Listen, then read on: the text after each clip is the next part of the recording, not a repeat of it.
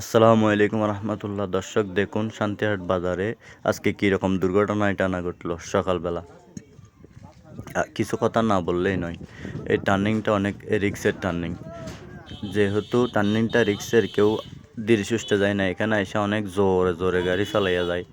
বাস ওই দিক থেকে হিয়াকুর থেকে আসতেছিল, দাঁতমারার ওই রোডের থেকে, আর শান্তিরহাট বাজারের ভিতরের থেকে ট্রাকটা যাইতেছিল। বাস আর ট্রাকটা সামনাসামনি সংঘর্ষ। আসলে কি বলবো, আজকে একটু স্পিডে চালাইতে যাইয়া ড্রাইভারটার পাগুলা জলসে গেছে, একদম টুকরা টুকরা হয়ে গেছে, আর কখনো দাঁড়াইতে পারে কিনা জানি না। একটু যদি ধীরে সুস্থে যায়, একটু যদি বাসটাও যদি ধীরে সুস্থে আসতো, আর এই দুর্ঘটনা ঘটতো না। কি বলেন ভাইয়েরা?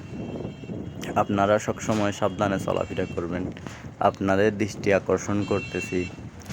কেননা একটু যদি ধীরে সুস্থে চলাফেরা করেন, টাইমটা যাবে, ঠিক আছে, জীবনটা বেঁচে থাকবে।